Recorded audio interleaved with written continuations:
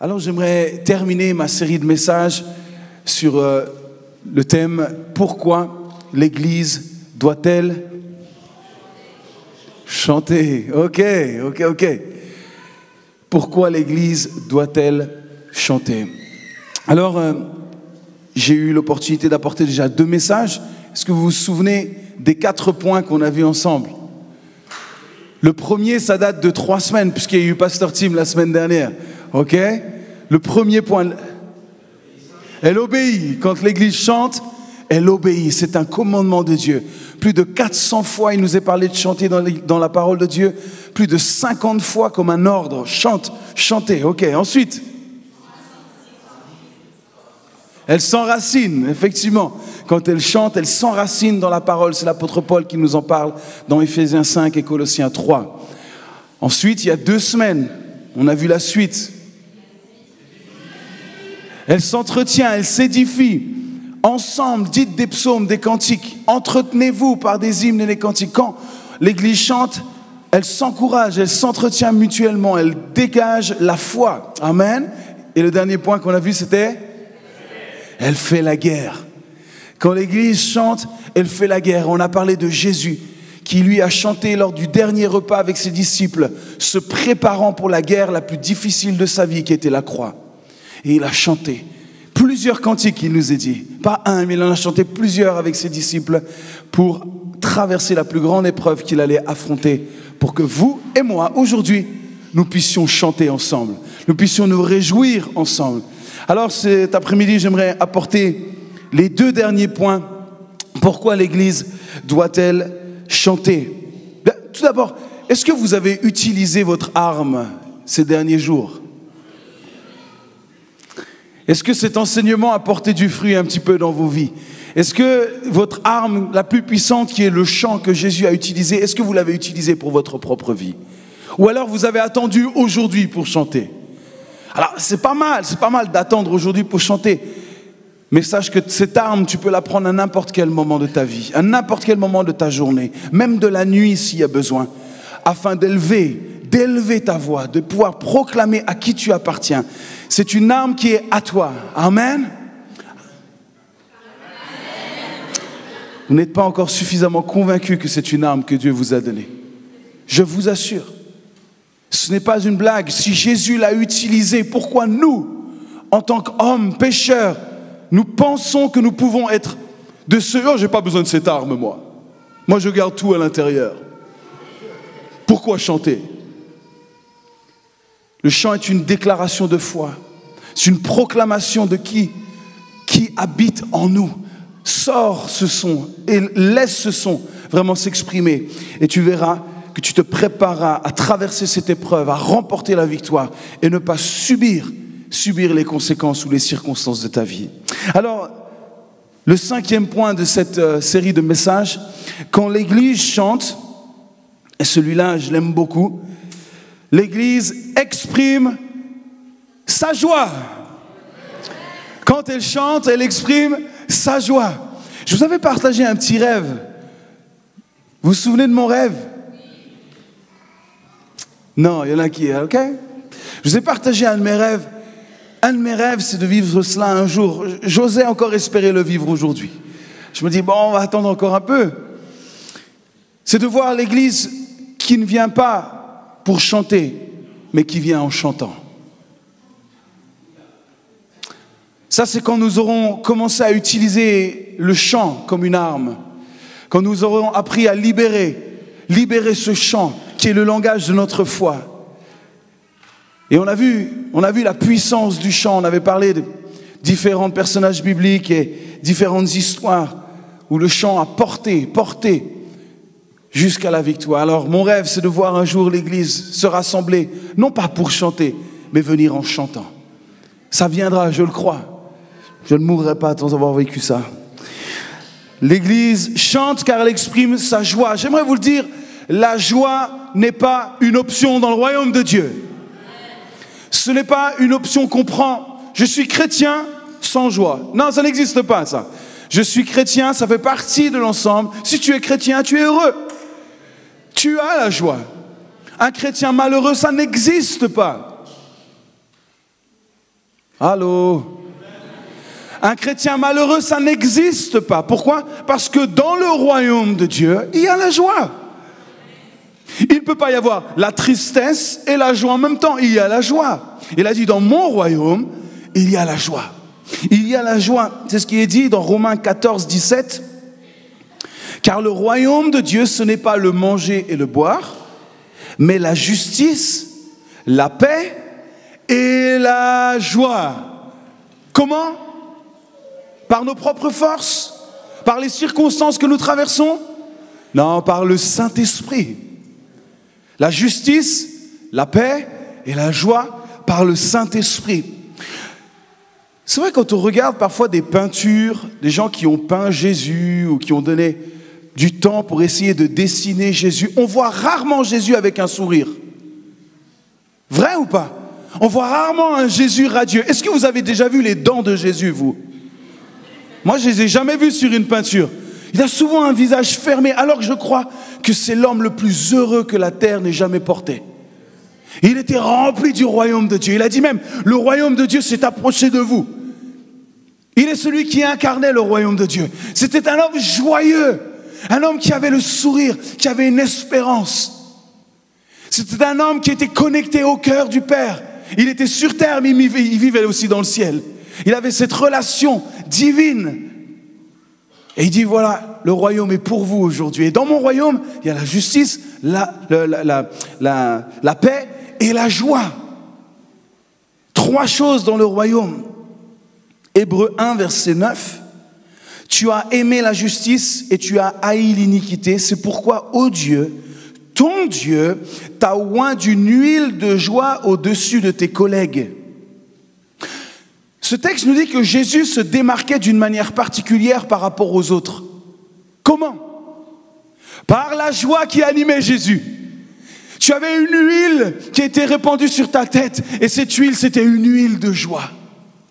Une huile qui se répandait partout. Et vous savez, je ne sais pas si vous avez déjà pris une douche d'huile. Je ne pense pas dans votre vie. Mais une fois que vous mettez de l'huile quelque part, c'est dur d'enlever de l'huile, vrai ou pas? On a l'impression que ça reste gras longtemps. Tu as reçu une huile de joie sur ta tête. Ça va rester longtemps cette huile de joie. Très longtemps cette huile de joie. Elle va couler sur ton cœur, elle va couler sur ton corps. Cette joie va s'imprégner sur toi. C'est ce que fait l'huile, ça s'imprègne. Ce n'est pas juste quelque chose qui s'évapore comme ça. Vous pouvez essayer de souffler sur l'huile, vous ne pouvez pas enlever l'huile en soufflant. Une fois que l'huile est sur vous, il faut vraiment faire beaucoup d'efforts pour que ça s'en aille.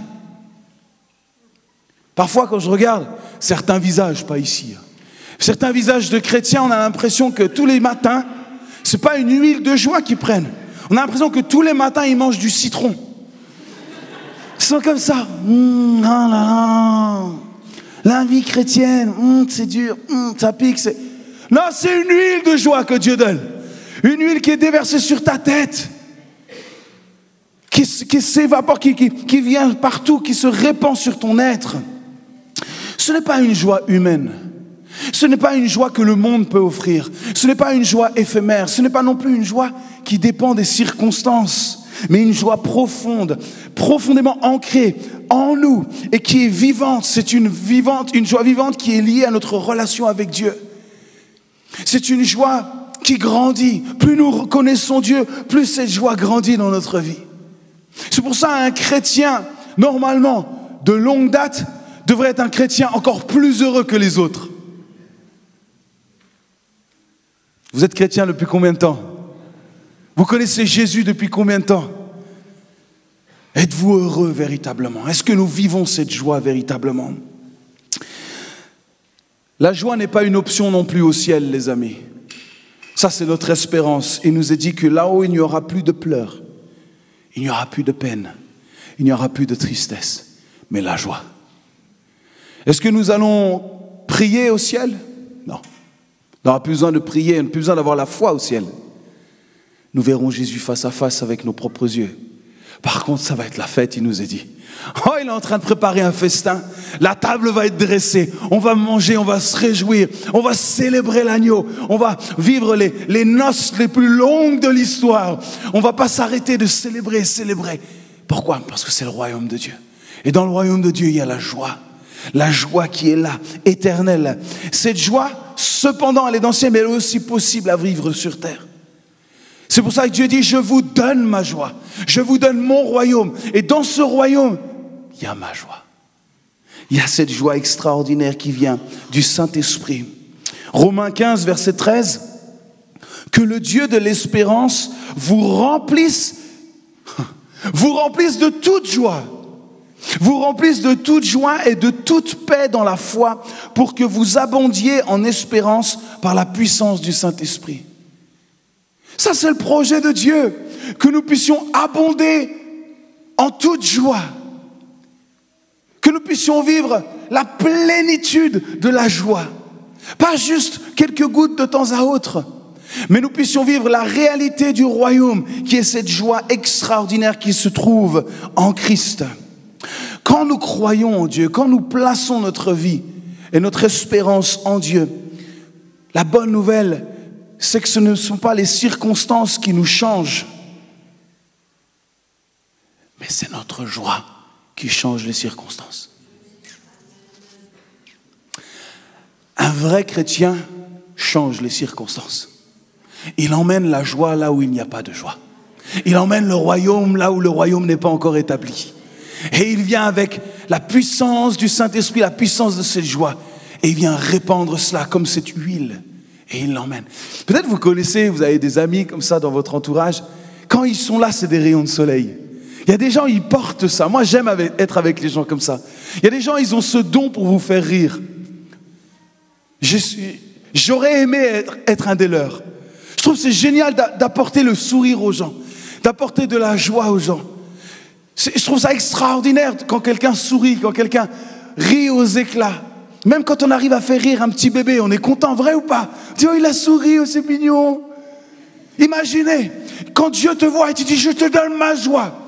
Je veux que tu aies le sourire sur tes lèvres. Je veux que tu aies de l'espérance. Je veux pas que tu sois accablé par les circonstances, mais que tu places ta foi en moi. Retrouve ta joie, saisis ta joie. Tu as une espérance bien plus grande que les circonstances que tu vois là. Mets ta foi en moi et vis ta joie. Psaume 30, verset 12.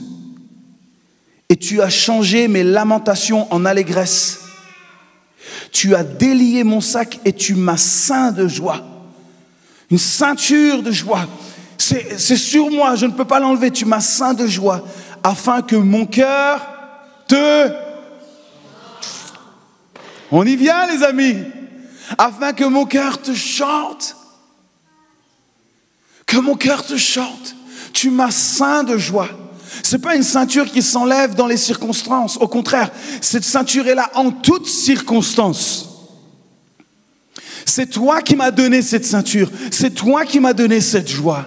C'est l'Éternel qui donne cette joie pour qu'en toutes circonstances, je marche avec cette ceinture et qu'en toutes circonstances, je puisse élever un chant. Quand ta joie est Dieu, pas juste de temps en temps, quand ta joie ou quand tu ressens des choses, quand ta joie est Dieu, alors tu n'as pas de mal à chanter, bien au contraire. C'est pas si difficile quand ta joie est Dieu. Quand une personne découvre la grâce, quand une personne découvre le pardon de ses péchés, comme la plupart nous avons découvert en Jésus, quelle bonne nouvelle, quelle joie. Oh, parfois c'est même mêlé de larmes, mais c'est des larmes de joie parce qu'on réalise nos péchés, puis en même temps on réalise qu'il nous a tant aimés. Il nous lave, il nous purifie. En fait, il y a tellement de choses qui se passent, mais c'est la joie qui domine. Est-ce que c'est ta joie? C'est la joie que Dieu te donne. C'est un cadeau que Dieu te donne. C'est sa joie. Et il nous a dit, il n'y a pas plus de joie dans le ciel pour un pécheur qui se repent que pour 99 autres qui n'ont pas besoin de repentance. Oh, quand une personne découvre qui est Dieu, Dieu donne sa joie.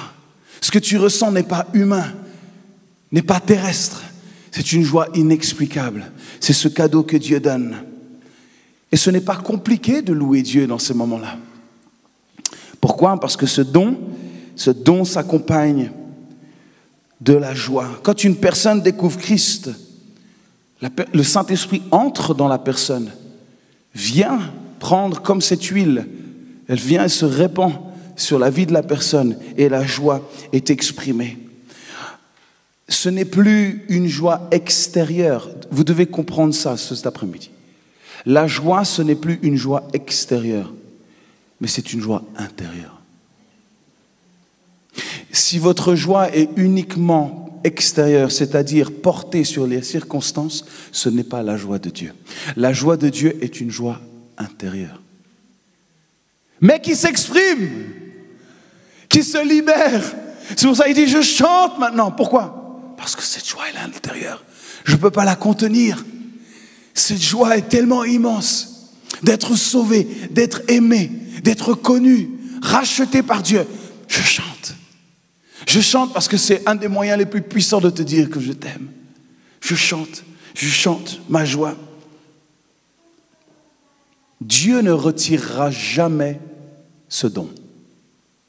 Il ne l'enlèvera pas, il l'a donné. Dieu ne se repent pas de ses dons, il t'a donné sa joie.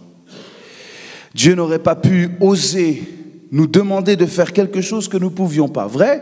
Il est dit même que Dieu ne nous demande pas de faire des choses dont nous ne sommes pas capables. Vous croyez à cela? Alors, comment nous pouvons répondre à 1 Thessaloniciens 5, verset 16, où il nous est dit « Soyez toujours joyeux ». Pourquoi Dieu nous demanderait d'être toujours joyeux s'il sait par définition que nous ne pouvons pas? On dirait que ce serait injuste. Tu nous demandes de faire quelque chose et tu sais très bien qu'on ne peut pas. Tu n'as pas le droit de faire ça. Si Dieu nous demande, soyez toujours joyeux. Il n'a pas dit, si tu as envie, choisis d'être joyeux. Il a dit non, soyez toujours joyeux. C'est qu'il sait que nous pouvons être toujours joyeux. Et nous et vous, toi et moi, nous pouvons être toujours joyeux. Est-ce que ça, c'est pas une bonne nouvelle cet après-midi? Nous pouvons toujours être joyeux. En toutes circonstances, il nous est dit. Pourquoi? Parce que c'est une joie intérieure. Ce n'est pas une joie extérieure. C'est un don que nous avons reçu. La joie est un don. Quand tu acceptes Christ, tu acceptes sa joie, sa paix et sa justice. Tu ne peux pas dire, ça je prends la paix, la justice, mais la joie, non. J'en prends un sur les trois, ça me va. Non, tu prends tout. Soyez toujours joyeux. Priez sans cesse. Rendez grâce en toutes choses, car c'est à votre égard la volonté de Dieu en Jésus. Et là, il est dit, n'éteignez pas l'esprit.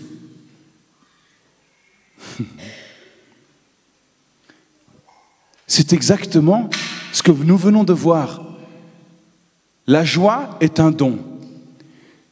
Comment nous pouvons vivre ce don? Par le Saint-Esprit. Donc pour être tout le temps heureux, il faut vivre en communion avec le Saint-Esprit. Et là, l'apôtre nous dit, attention, n'éteins pas l'esprit. Laisse l'Esprit de Dieu faire. Si tu le laisses faire, tu seras toujours dans la joie. Tu pourras toujours être joyeux. Tu pourras être en prière sans cesse. Si tu éteins l'esprit, c'est toi qui choisis. Tu redeviendras dépendant des circonstances, de ce que les gens peuvent dire ou te faire, ce que les gens même pensent de toi, ce que les circonstances dicteront de ta vie. Tu as le choix.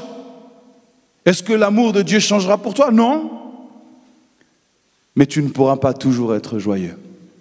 N'éteignons pas l'Esprit de Dieu. Au contraire, prenons soin. Assurons-nous que nous sommes toujours en communion avec Dieu, par le Saint-Esprit.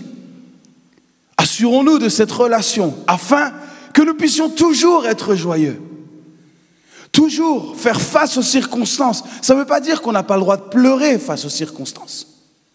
Ça ne veut pas dire qu'on n'a pas le droit, à un moment donné, même d'éprouver, de ressentir de la tristesse ou le mal. On ne devient pas hermétique, on ne devient pas des robots inhumains. Mais on ne s'appuie pas sur les circonstances, on s'appuie sur le don qui est la joie qui nous est donnée. C'est la différence.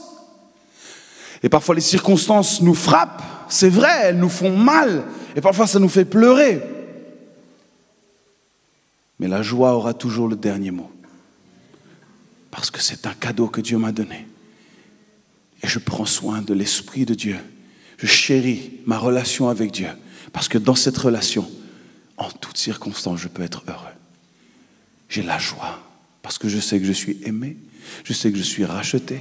Je sais que je suis entre ses mains. Je sais que rien ne peut me séparer de son amour. Je sais que je suis son enfant. Je sais qu'il est mon Dieu. De qui aurais-je crainte? Il est pour moi, il n'est pas contre moi. Ça, c'est ma joie. Ça, c'est ma joie. N'éteignons pas l'esprit. Ne rejetons pas ce cadeau. Prends-le, ce cadeau. Vis ce cadeau. Quand nous choisissons de nous éloigner de Dieu, quand nous choisissons de nous écarter, de faire les choses comme nous pensons, de vivre notre propre vie avec nos bonnes idées, nous perdons la paix et nous perdons la joie. C'est les choses que le royaume seul peut nous offrir. La vraie paix. Cette paix intérieure. Cette paix qui permettait à Jésus de dormir dans la barque quand tout s'agitait autour de lui. Cette paix inexplicable. C'est un don et un cadeau que Dieu te donne. Quand tu dis oui à Jésus, tu reçois la justice, la paix et la joie. Tout le monde reçoit la même chose. Et dès que Dieu est placé à nouveau au centre de notre vie, qu'est-ce qui revient? La paix et la joie. Dès que vous remettez Christ au centre d'une vie, les gens tout de suite reprennent vie, la joie revient, la paix intérieure. Ça ne s'explique pas, ça se vit tout simplement. Ce cadeau est à vivre. Alors la joie est une réponse à ce que Dieu fait en nous. Plus qu'une réponse aux circonstances et aux situations que nous pouvons traverser. C'est une réponse à ce que Dieu est en nous, en chacun de nous. Parfois, des gens pensent qu'ils peuvent être toujours joyeux sans l'Esprit de Dieu. Ce n'est pas possible d'être heureux, toujours joyeux. Pourquoi? Parce que c'est un cadeau divin. Dans la foi chrétienne que nous vivons, c'est-à-dire basée sur Christ, en Christ, n'oublions jamais une chose, c'est que nos problèmes sont temporaires, mais que sa joie est éternelle. Nos problèmes sont temporaires. Quoi qu'il arrive, ça passera. Mais sa joie, c'est éternel. C'est pas fabuleux? On pourrait d'ailleurs fermer la Bible, clôturer le message et se dire on va juste chanter notre joie. Mais j'ai 2-3 petites choses à vous dire encore. 2-3 petites choses quand même. Quand on a la foi en Jésus, on apprend. On est dans un apprentissage quotidien. Et une des choses qu'on apprend, c'est à nous réjouir même dans les moments difficiles. Nous étions ce week-end à Dijon. Et ce matin, j'ai eu l'occasion de prêcher à Dijon, dans l'église de mon papa. Et je citais un témoignage d'une des mamans qui était là, qui a vraiment bouleversé ma vie. C'était une maman africaine qui, il y a plus d'une vingtaine d'années, ils ont perdu une de leurs filles. Elle était toute jeune, Audrey, elle avait 20 ans. Elle est décédée d'un cancer. Elle a accepté Jésus juste quelques mois avant de partir. Et puis, je me souviendrai toujours, je suis allé avec mon père à la morgue, à l'hôpital, pour aller encourager la famille, prendre du temps avec eux. Et j'entre dans ce couloir, on entre avec mon père dans le couloir, un long couloir. Et j'entends au loin, j'entends des chants. passe? Des chants, je dis, ouais, les gens chantent. Et plus je m'approchais de la pièce, plus j'ai réalisé en fait que les chants venaient de la pièce où j'étais censé aller. Des chants, mais chanter de tout son cœur. Je me dis, qui est-ce qui chante comme ça? Et je suis entré, j'ai ouvert la porte. Effectivement, il y avait le corps d'Audrey qui était là. Tout le monde pleurait dans la pièce. Je dis, ah ben c'est normal. Ben oui, c'est normal. Mais il y en avait une. Maman Augustine. La maman d'Audrey. Qui était là autour du corps. Et qui rendait gloire à Dieu. Et elle chantait. De tout son cœur. Elle rendait gloire à Dieu. Elle ne chantait pas, pourquoi Seigneur? Non. Elle rendait gloire à Dieu. Mes amis, ça, c'est un des témoignages les plus forts que j'ai jamais vécu. La puissance d'un chant. La joie de dire, Seigneur, dans ces circonstances, tu es ma joie. C'est toi ma joie. Et je vais exprimer ma joie dans la pire des circonstances. Celle que j'ai certainement jamais désirée. Celle qui semble insurmontable aux yeux des hommes. Mais dans cette circonstance, je vais élever un chant. Et à cette époque-là, papa Timothée, son mari, n'était pas au Seigneur. Il n'avait pas accepté Jésus comme son Seigneur et son Sauveur. Et il était là, fermé, dans un coin. Je le vois, il était assis sur une chaise, fermé, le visage fermé. Et la maman, gloire à toi, Jésus. Merci. Mais ce matin, papa Timothée était assis à côté de maman Augustine. Il y a quelque temps, il a donné sa vie à Jésus. Il a été baptisé. Et les deux louent le Seigneur ce matin. Waouh! C'est possible, les amis. Ce dont je vous parle cet après-midi n'est pas juste une belle théorie. C'est une joie extraordinaire qui nous est donnée, que nous devons apprendre à utiliser comme une arme dans toutes nos circonstances. Dans toutes nos circonstances. Je dis absolument toutes nos circonstances. Est-ce que j'y arrive? Pas toujours. Et pourtant, nous devons exprimer notre joie. Sa joie n'était pas de voir sa fille morte devant elle. Sa joie était intérieure. Tu es fidèle. Tu es fidèle. Elle est partie, elle est avec toi. Tu me consoles, tu me restaures, tu me guéris, tu fais le miracle maintenant. 9 filles, elle a eu, maman Augustine. 9. Le Seigneur a décidé d'en reprendre une. Mais elle a décidé de lui donner gloire et honneur, malgré toutes les circonstances difficiles. Ce n'est pas la circonstance qui peut changer Dieu, mais Dieu en nous qui change la circonstance. Dieu est immuable. Tu ne peux pas changer Dieu. Aucune circonstance ne peut changer Dieu. Mais Dieu en nous peut changer les circonstances. Il est bien plus grand et bien plus fort que nos circonstances. Et la joie, les amis, c'est le baromètre de notre foi. Où en es-tu aujourd'hui? Es-tu véritablement heureux?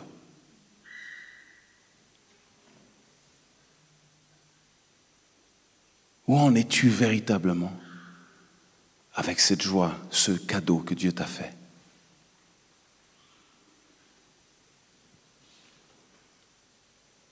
Quand tu es dans la joie, tu es dans la foi. Et quand tu es dans la foi, tu es dans la joie. Ça marche dans les deux sens. Quand tu es dans la joie, tu es dans la foi. Quand tu es dans la foi, tu es dans la joie. Dans les deux choses, tu es dans la joie quand même. Et tu es dans la foi. Les deux sens marchent et c'est le sens de notre marche. Bon, c'était pas mal ça. C'était pas prévu. Au moment où tu arrêtes de chanter, au moment où tu arrêtes de louer Dieu, au moment où tu arrêtes de te réjouir dans le Seigneur, c'est ce qu'il nous a dit, réjouis-toi dans le Seigneur. Il n'a pas dit avec le Seigneur, il a dit dans le Seigneur. Dans sa personne, dans qui il est en toi. En lui, tu te réjouis. Quand tu arrêtes de le faire, alors tu permets aux circonstances de dominer sur ta vie. C'est à ce moment-là que ça se joue.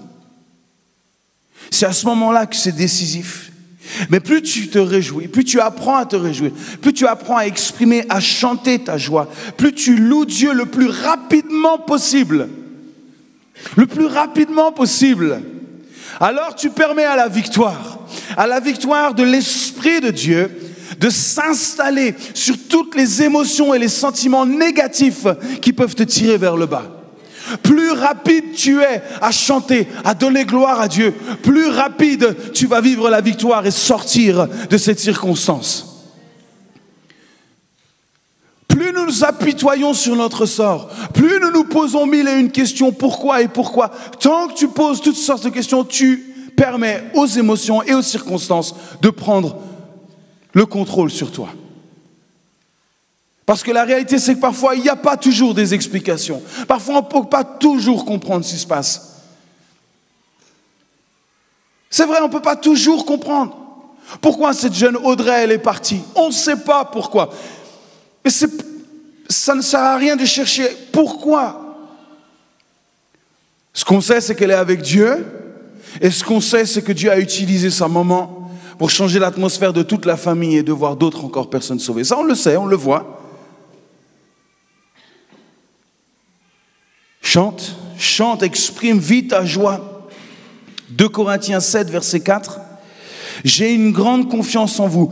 J'ai tout sujet de me glorifier de vous. Je suis rempli de consolation. Je suis comblé de joie au milieu de toutes nos afflictions. Comment ça, on peut être comblé de joie au milieu des afflictions? Lui, c'est pas juste, oh, j'exprime une joie, je vais essayer d'exprimer. Lui, il est comblé de joie au milieu des galères. C'est quand même fou. C'est quand même fou quand on y pense. Lui, il est le plus heureux quand il est dans les problèmes. Comment sommes-nous, nous, face aux problèmes et aux circonstances de la vie? Je suis le plus heureux, j'ai des problèmes. Mais c'est dans mes problèmes que ma plus grande joie se révèle. Pourquoi? Parce que je m'appuie sur Dieu comme jamais. Parce que je sais qu'il est là. Parce que je compte sur lui. Parce que je suis au plus proche de lui. J'ai quelques petits livres à la maison sur l'histoire de la Réforme qui s'est passée au XVIe siècle. Et puis ensuite, après l'histoire des premiers protestants, les résistants, toutes sortes d'histoires, de gens qui ont été envoyés dans les galères du roi avec une espérance de revenir qui était infime, qui étaient persécutés. Ça se passait dans notre pays, les amis, à cause de leur foi, parce qu'ils ne voulaient pas confesser un autre nom que le nom de Jésus. Et quand j'ai lu les histoires, les poèmes, les récits, les gens exprimaient, ils disaient, mais vous ne savez pas la joie que nous avions dans la plus grande des persécutions. Certains disaient, s'il le faut, j'y retournerai. Parce que je n'ai jamais senti Dieu comme je l'ai senti dans les moments les plus difficiles de ma vie. Alors ça ne veut pas dire qu'on va chercher les problèmes et chercher les ennuis, ok? Mais quand ils viennent, c'est une occasion de vivre ce don réellement, cette joie extraordinaire. Ne laisse pas les circonstances t'écraser, mais permets à la joie de Dieu d'écraser les circonstances et de continuer ton chemin. Amen. Ça, c'est l'espérance que nous avons en Dieu. Paul a été saturé de joie, saturé de la joie de Dieu dans les moments les plus difficiles de sa vie. Psaume 9, et j'arrive gentiment au bout. Psaume 9, versets 2 et 3. Je louerai l'Éternel de tout mon cœur. On l'a chanté. Je raconterai toutes ces merveilles. C'est le psaume ici, Je ferai de toi le sujet de ma joie et de mon allégresse. Je termine avec le psaume. Je chanterai ton nom, Dieu très haut. Je ferai de toi le sujet de ma joie. Je ferai de toi le sujet de ma joie. Tu ne peux pas avoir les yeux sur Christ et tes circonstances en même temps. Tu veux être heureux? Regarde à Christ. Tu veux être écrasé par la souffrance? Regarde à tes circonstances. Dieu dit, regarde-moi, et si tu me regardes, tu vivras la joie. Je suis au-dessus des circonstances. Jacques, chapitre 5. Si toutefois, vous avez besoin encore d'être convaincu cet après-midi. Quelqu'un est-il dans la joie? Point d'interrogation. Qu'il chante des cantiques. Quelqu'un est-il dans la joie cet après-midi? Qu'il chante des cantiques. Une manière d'exprimer notre joie, la vraie joie, c'est de chanter. Chanter des cantiques, chanter ensemble. Il faut que l'Église chante. Pourquoi? Parce qu'elle se positionne dans la joie et qu'elle veut la partager au monde entier. Nous nous positionnons du côté de la joie et non du côté des circonstances. Les amis, nous ne savons pas ce qui va se passer dans notre pays dans les années qui viennent. Positionnons-nous tout de suite du côté de la joie. Et s'il y a des coupures d'électricité, alléluia, nous allons chanter toute la nuit. Alléluia. Et si on n'a plus d'argent pour mettre de l'essence dans nos voitures, eh bien on continuera quand même à chanter, à nous réjouir. Pourquoi? Parce que notre joie ne dépend pas de ce que le monde peut nous offrir, mais de ce cadeau qui vient du ciel, qui nous a été donné. C'est ça le plus beau cadeau auquel nous sommes attachés. Notre joie est là et elle est éternelle. Amen. Alléluia. 1 Pierre chapitre 1, c'est là qui fait votre joie, quoique maintenant, puisqu'il le faut, vous soyez attristés pour un peu de temps par diverses épreuves, afin que l'épreuve de votre foi, plus précieuse que l'or périssable, qui cependant est éprouvée par le feu, et pour résultat, la louange, la gloire, l'honneur, lorsque Jésus-Christ apparaîtra. Il y a des épreuves, c'est indéniable, c'est sûr, il y en a. Mais nous voulons les traverser avec joie. Alors, aujourd'hui, mon point principal, c'était ça. Il faut que l'Église chante. Pourquoi? Parce que nous avons reçu ce cadeau qui est notre joie, qui n'est pas juste un sentiment, mais c'est une personne. Il est notre joie. C'est une joie intérieure qui se libère à l'extérieur. Amen. Et le dernier point, quand l'Église chante, elle glorifie le Père. Elle glorifie le Père, oui, quand l'Église chante, elle obéit. Quand l'Église chante, elle s'enracine dans la parole. Quand l'Église chante, elle s'entretient les uns les autres. Quand l'Église chante, elle fait la guerre contre le diable et contre l'ennemi. Quand l'Église chante, elle trouve sa joie en Dieu. Elle est enracinée dans la joie et dans le royaume. Tout cela glorifie et élève Dieu. Et c'est notre but à tous. Nous voulons que Dieu soit glorifié, soit élevé. C'est ce que Colossiens 3 et Éphésiens 5, les deux versets sur lesquels nous nous sommes appuyés, nous rappellent. Chantant à Dieu dans vos cœurs et en vertu de la grâce. Chantant et célébrant de tout votre cœur les louanges du Seigneur. Les louanges du Seigneur. Vous remarquez une chose, ce n'est pas les louanges pour le Seigneur? Il n'a pas dit chanter les louanges pour le Seigneur, il a dit chanter les louanges du Seigneur. Qu'est-ce que ça veut dire? Ça veut dire que quand tu chantes avec foi, ce n'est même plus toi qui chantes, c'est le don qui est en toi qui chante.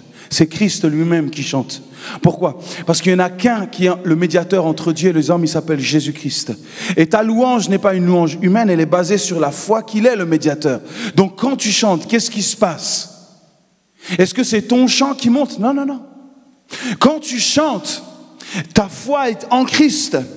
Christ, qui est le sujet de tes louanges, prend cette louange et il l'apporte au Père qui est l'objet de tes louanges.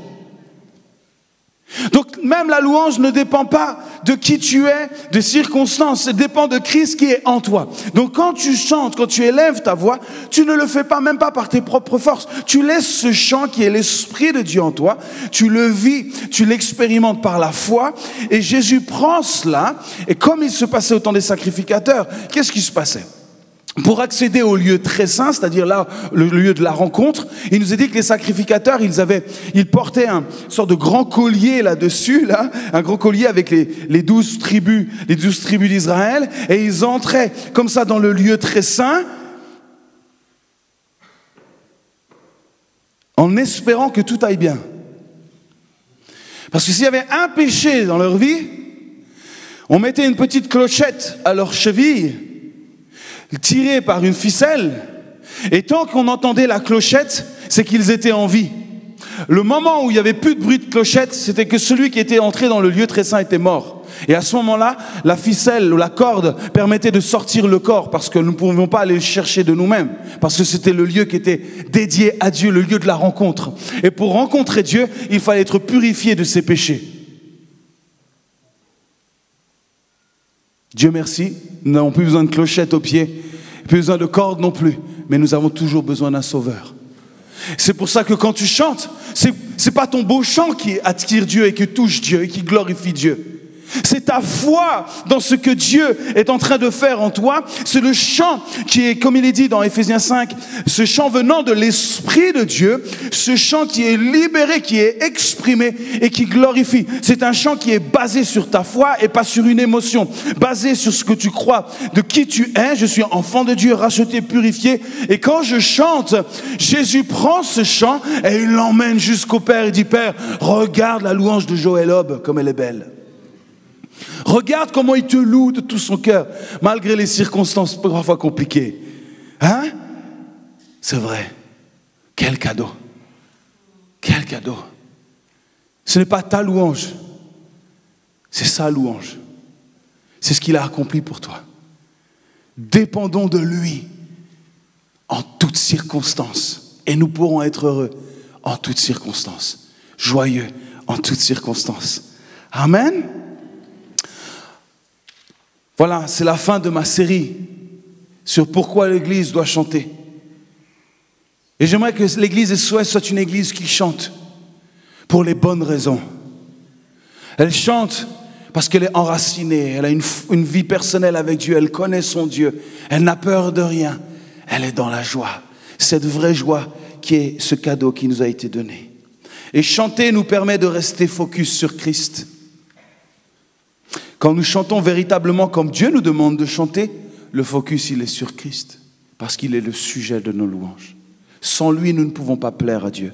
Sans lui, nous ne pouvons rien offrir de bon à Dieu. C'est par lui, uniquement, que ma louange, uniquement par lui, que nous pouvons venir jusqu'au Père. Amen.